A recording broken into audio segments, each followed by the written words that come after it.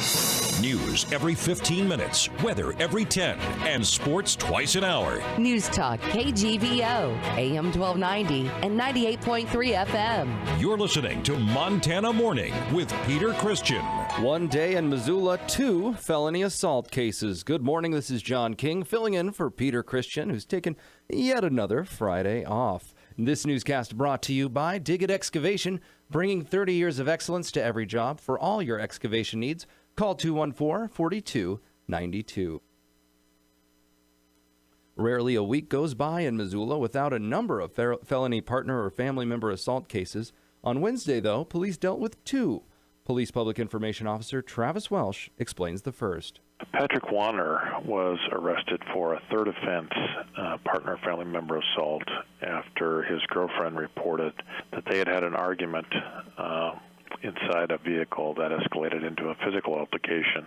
At one point, he pushed the female over to the passenger side of the vehicle, forced her head down into a seat, and pinned her face to the seat until she began yelling for help. Warner's case is a felony because it's his third time in court for a similar charge. But the next case police dealt with became a felony because of the severity of the attack. This one was reported up on 55th Street. The officers responded to that location and made contact with a female who reported that her boyfriend had become angered at one point previously about a phone call she received on her birthday from an ex-boyfriend. It escalated to an actual physical altercation where the suspect in this case, Marcus Iyer, actually grabbed the victim around the throat, pulled her to the floor, and applied pressure to her throat. And she reported that it was his attempt to strangle her. According to Welsh, the victim was inspected by first responders and transported herself to the hospital for her injuries. The whole fight apparently broke out after he became upset about a prior boyfriend trying to call her.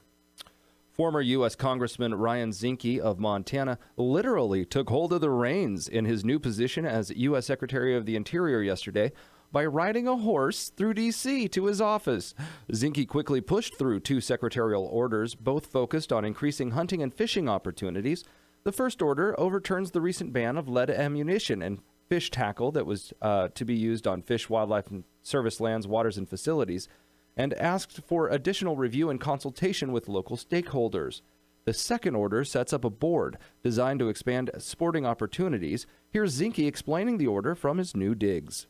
We need to reestablish the voice of people that go out there and hunt and fish and make sure our hunting and fishing industry doesn't become an elite sport. This executive order really establishes the Wildlife and Hunting Heritage Conservation Council. It also does the same thing for sports fishing and boating partnership. And to make sure that the departments know I'm serious, I'm designating an appointee in this office to track it and report to me every day to make sure it's done. Zinke is the first Montanan to ever hold a presidential cabinet position. To take the spot, though, he had to resign his seat in the U.S. House of Representatives, which has triggered a special election. Now, the race to replace Ryan Zinke in the U.S. House of Representatives will place candidates under a microscope for public inspection. But sometimes that microscope's lens can be a bit fuzzy. Democratic primary candidate and high school teacher Gary Stein is being accused of anti-military statements by former barber Brian Foster over a conversation that Foster claims took place at the Master Barber of Missoula barbershop last year. By Foster's telling, the incident began after Stein noticed military photographs on the wall of his shop. So he sat in a chair and he saw the military photos and he was like, "Oh, you're a veteran?" I said, "Yeah, I served over 20 years in the Marine Corps." And he said to me, "How does it feel to be a baby killer?" And I was kind of shocked by that and didn't know how to respond initially. I continued to give him a good haircut, but when someone says that to you, it's something you don't ever forget. KGVO reached out to find others that were in the barbershop, but apparently no one else heard the conversation. Another customer, Vincent George, an Army veteran, says he discussed the issue later that day with Foster, who he says seemed distraught. For his part, Stein says that he would never say such a thing and believes that something must have been misunderstood. I am shocked, dismayed that a person would put something like that out for public consumption or for private consumption because it's his friends on Facebook, etc., without going to the person directly and saying, did you call me a baby killer? He seems very sure that I called him a baby killer, and I'm very sure that I didn't. There is a significant time gap in the accounts. Stein says his last haircut was over a year ago, while both George and Foster say the incident occurred last spring or fall. Regardless, Foster made the story public after he heard that Stein was running for U.S. House. We weren't joking about it. I definitely wasn't laughing about it. It's a pretty terrible comment to say to a serviceman. I don't think that type of character is who we need representing his constituents in Congress, especially his military constituents in Congress, who may come to him in the future with problems about their military service or needs for their families. And his office would be the one to investigate those claims, and I don't think they would get a fair shake out of his office. When asked by KGVO, Stein says he has nothing but respect and admiration for those that serve their country in the military, and that these accusations cut especially deep because as a high school teacher, he tries to instill respect and understanding of military experience.